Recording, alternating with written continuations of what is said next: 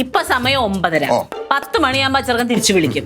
അവൻ അന്നേരം ഇവിടെ കൊണ്ടുവന്ന് റീത്ത് വെച്ചു എന്നെങ്ങാനും പറഞ്ഞ ബാക്കി ഞാനൊരു കാര്യം കൂടി ഓർപ്പിക്കാം. ഞാൻ പറഞ്ഞ കാര്യം തന്നെ ഒന്നുകൂടെ പറയണം. ഞാൻ കുളിച്ചിറങ്ങണതിനകത്ത് അവൻ വിളിച്ച നമുക്ക് ബാക്കി കാര്യങ്ങൾ തീരുമാനിക്കാം. അത് കഴിഞ്ഞ് കാത്തു നിൽക്കുന്ന പരിപാടിക്ക് ഞാനില്ല. കാത്തു നിൽക്കും. ആയിക്കോട്ടെ. അയ്യോടാ 10 മണിയാവാതെ നിങ്ങൾ ഇവിടുന്ന് ഞാൻ വിടൂലല്ലോ. പിന്നെ കാണാനല്ല, നീയാണോ തീരുമാനിക്കണം എന്റെ സമയം. നീ ഒരു കാര്യം ചെയ്യാം, ഞാൻ ഇറങ്ങണ സമയം 10 മണിയാക്കി വെക്കുക ക്ലോക്കിൽ. ഇതിനൊരു തീരുമാനമാവാതെ നിങ്ങൾ എങ്ങോട്ടും വിടൂല. ഇങ്ങനെയുണ്ട് ഒരു റീത്തിന് വേണ്ടി. അത് വാങ്ങിക്കാൻ നിവർത്തിയില്ലെങ്കിൽ അതൊക്കെ പറയണ്ടേ. ഈ റീത്ത് കേസിൽ അച്ചമ്മയ്ക്ക് കൈയുണ്ടോ? കൈയുണ്ട്.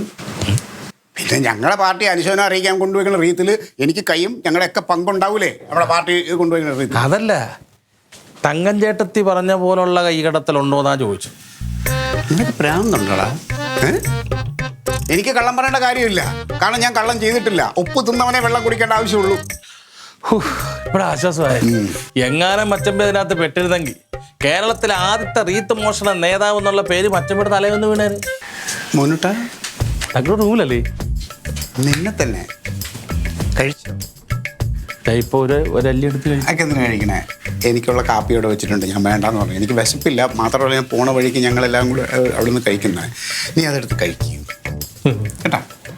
എന്താ കാര്യം സാധിക്കാണ്ടല്ലേ? ഒന്നുമില്ല. ഇതേ ഞാൻ എടുത്ത് മാറ്റിയിട്ട് നമ്മൾ ഇത് എഴുതി വെച്ചു. അതെന്താണെന്നറിയാമോ? സാഹചര്യമാണ്. അത് പൈസ ഇല്ലാത്തോണ്ടല്ല. പോയി വാങ്ങാൻ അൻസാർ സ്ഥലത്തില്ല, നടരാജനില്ല, അപ്പോൾ പുരുഷുമില്ല, ആരുമില്ല. ഇനി ഞാൻ പോയി കടയിൽ കയറി റീത്ത് വേണ്ടി അവര് വേറെ മേടിച്ചോളും. ഇതങ്ങാണ് അറിഞ്ഞ് പിടിക്കപ്പെട്ട ഒരു നാണക്കേടാന്നറിയൂ. 250 രൂപ വിലയുള്ളൂ റീത്ത് പോലും മേടിക്കില്ലെന്ന് പറഞ്ഞാൽ. എന്തെങ്കിലും പാളിച്ച സംഭവിച്ചാൽ നീ എൻ്റെ കൂടെ നിൽക്കണം.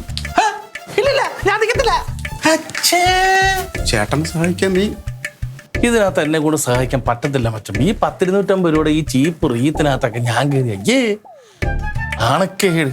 പിന്നൊരു കാര്യം പറയാം. നീ ഇത് അറിഞ്ഞിട്ടുമില്ല കേട്ടിട്ടുമില്ല. എന്തെങ്കിലും സംഭവിച്ചാൽ ഞാൻ മാനേജ് ചെയ്തോളാം കേട്ടോ.